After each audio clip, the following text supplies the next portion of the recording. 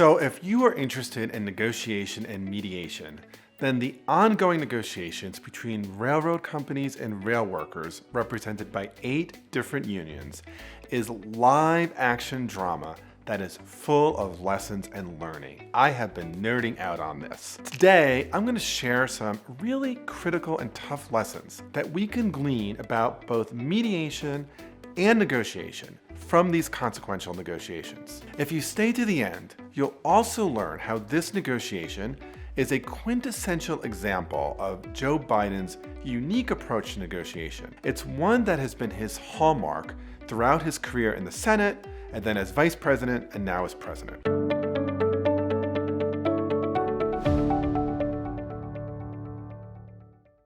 First, a little bit of background. So, freight rail companies and unions have been involved in a very long, very protracted, and very unsuccessful series of negotiations regarding issues over wages, long work hours, and time off for paid medical leave. In September of this year, Secretary of Labor Marty Walsh intervened to avert a strike that would have brought the already teetering American economy to a complete halt. In fact, it would definitely have sent our country into a terrible recession. After an all-night set of talks brokered by Walsh, the president announced that a compromise deal had been struck just hours before a strike would have been called. But now, flash forward toward mid-November, and 4 of the unions involved in this compromise ended up voting down the deal, hurtling the country to another possible catastrophic strike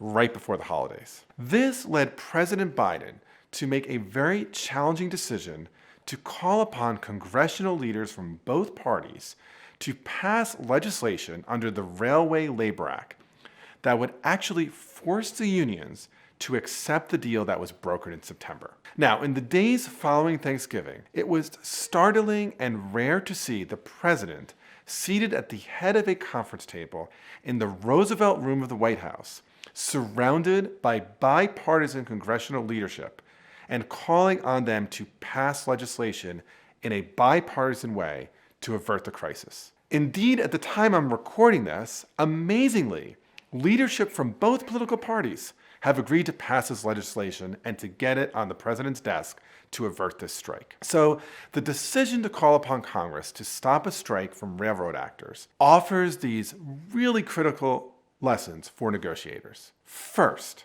let's go back to the first negotiation in September. With respect to this compromise, successful negotiators are only successful when they are able to manage the behind-the-table negotiation. And here, right, when President Biden announces a tentative deal in September, he has reported that the freight companies and the leaders of all 8 unions had gotten to yes. What has to happen then is rank and file membership in the unions actually have to vote to approve the deal. And what happens is rank and file membership from 4 of the 8 unions actually end up saying no. And that's what makes this fall apart. And so the lesson here was that somehow 4 of the 8 union leaders did a terrible or inadequate job of managing that behind-the-table constituency.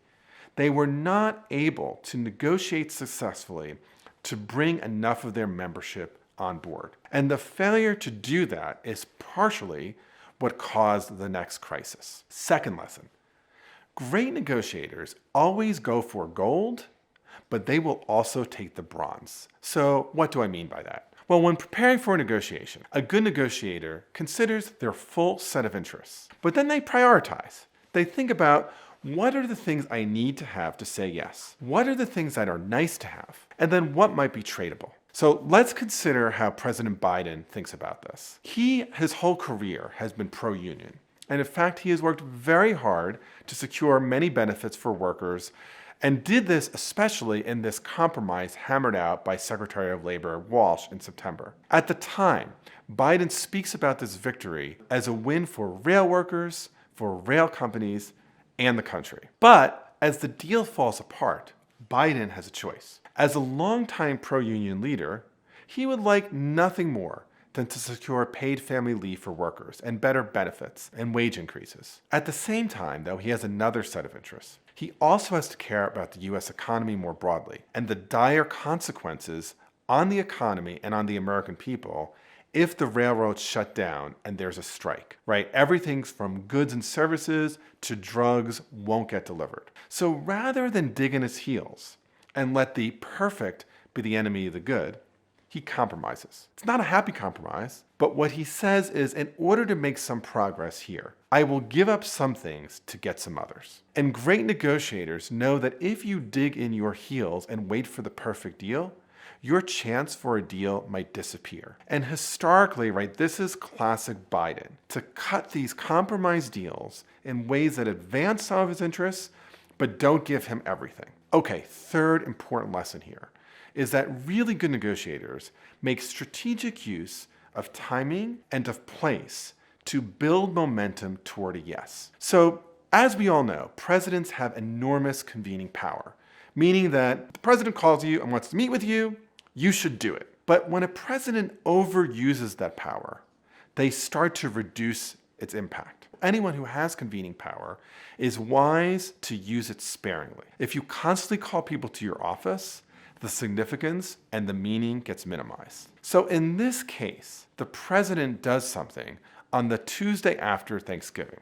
He calls congressional leaders from both parties to the White House and then meets with them around an elaborate conference table in the Roosevelt Room, in a room decorated for the holidays, at a moment when people are still kind of on the high of the holidays. And what he's doing there is capitalizing on the goodwill from Thanksgiving and the start of the holiday season. And with the grandeur and power of the room and his upbeat tone, he's able to frame this request from Republicans and Democrats as one that will save the American people, as one that is squarely in the hands and responsibility of congressional leadership. Had he made this meeting a week earlier, I think it would have been lost in the shuffle of Thanksgiving. Or had he instead said, I'll go to Capitol Hill and meet in some random conference room, I think there would have been less impact. So the decision to time this meeting when he did and where he did was consequential to get both Republican leaders and Democratic leaders on board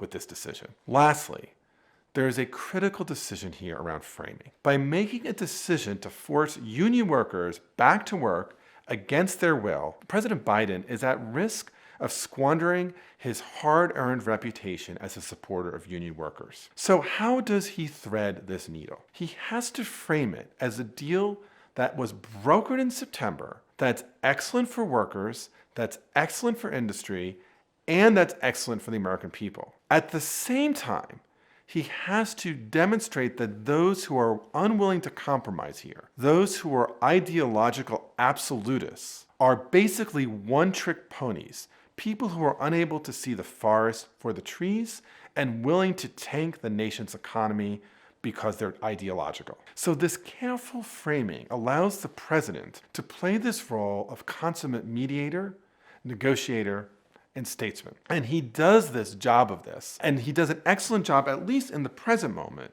of walking this political tightrope. Of course, it is too soon to know what political implications this will have for Biden should he run for president in 2024. But from a negotiation perspective in this moment, it's a win for him, and it's a win for the country, and it really demonstrates the art of legislative deal-making. So, to be successful in negotiation, you need to first manage the behind-the-table dynamics. This is something that union leaders fail to do here. Second, you should always go for gold, but when you're negotiating, don't let the perfect be the enemy of the good. If you're getting your main interests met, take what you can and live for another day. Third, make strategic use of both time and space. Deploy your convening power and authority sparingly so that when you use it, its impact is real and consequential. And fourth, when selling a deal, be sure to frame it in ways that will feel like a win for the vast majority of stakeholders. So I'd love to hear your thoughts and reactions to this analysis. Please drop them in the comments. In addition, keep watching as I analyze the recent spat between the United States, Iran, and World Cup soccer. Click, click, click. I bet you have opinions on this negotiation as well.